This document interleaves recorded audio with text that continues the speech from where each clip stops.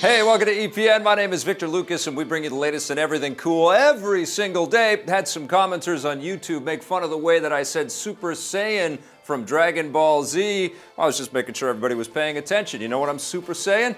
Let's get started with our rundown. I'm not the only one who has a problem with the new DC movies. With the two recent films, Batman vs. Superman and Suicide Squad, being panned by critics and audiences, many DC fans, including yours truly, are worried about the direction of the new shared cinematic universe. The higher-ups at Warner Brothers and DC seem to agree. Speaking with investors, Time Warner CEO Jeff Keighley admits that there's room for improvement in the DC universe. No kidding.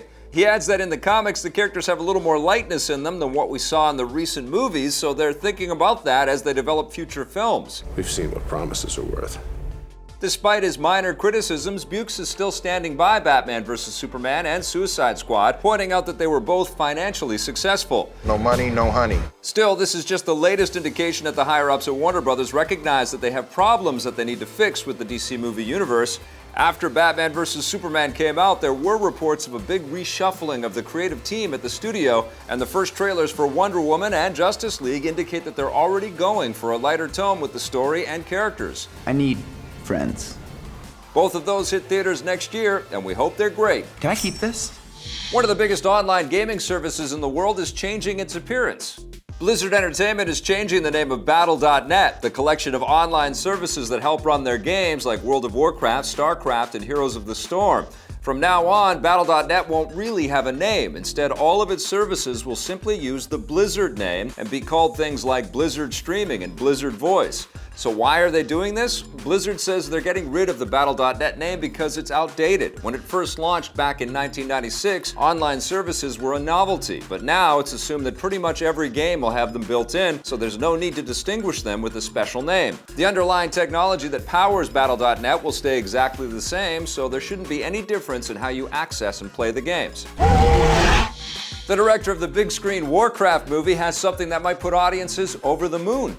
Warcraft director Duncan Jones, who also helmed the smaller sci-fi films Moon and Source Code, has revealed that his next project will begin filming next week. It's a futuristic science fiction movie titled Mute, and Jones has been developing it for more than a decade.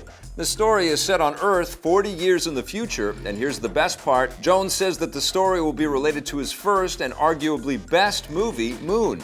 It's unclear if this means it will be a direct sequel to Moon, or just take place in the same universe, or just have similar thematic tones, but either way, this is something that any sci-fi fan can get excited about.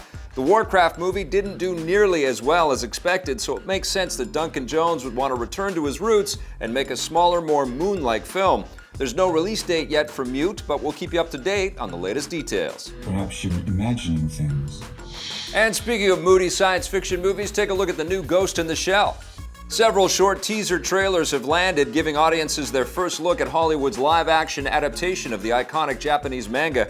The new film stars Scarlett Johansson as the cybernetic policewoman, the Major, who battles cyber criminals and hackers in a dark and futuristic version of Japan. They haven't totally whitewashed the cast. The film will also star several big Asian actors, including Takashi Kitano, who's big in Japan. Ghost in the Shell will land in theaters on March 31st, 2017. Rocket League is about to take a deep dive into the sea, the DLC. Developer Psyonix has announced a watery new batch of DLC for the Cars soccer game. It's called Aqua Dome and will give players a new arena located in a dome at the bottom of the ocean. The art style looks suspiciously similar to BioShock, and despite the watery elements around the dome, it doesn't look like you'll be able to play with water inside the arena itself. There's also two new aquatic-themed cars, the sleek and fast Triton and the heavier, more submarine-like Proteus. Both cars will cost some money, but the arena will be free for anyone who already owns the game. Rocket League Aqua Dome will bubble to the surface in October. Size matters not! And not every movie can be as big as The Force Awakens.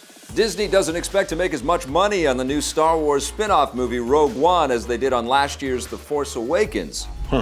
That's according to Disney CEO Bob Iger, who tells Variety that they never expected the spin-off to be as successful, but they're still anticipating that it will make a lot of money.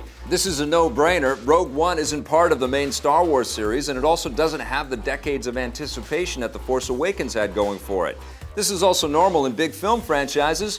No one expects a standalone Thor movie to make as much money as a full-fledged Avengers film. No.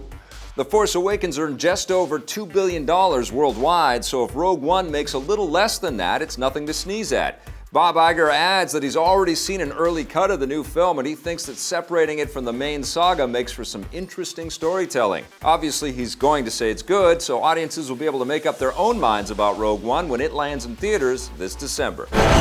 And before we go, we'd like to congratulate EP's friend and former co-host Geoff Keighley. He's launching a weekly live show with YouTube Gaming where he will be interviewing game developers, previewing upcoming games, and celebrating the industry, kind of like a weekly version of his E3 shows. We can't wait to check it out. Congrats, Geoff. And that wraps us up for the rundown, everybody. We'll be back again tomorrow with a brand new one. Thank you so much for watching. May the Force be with us.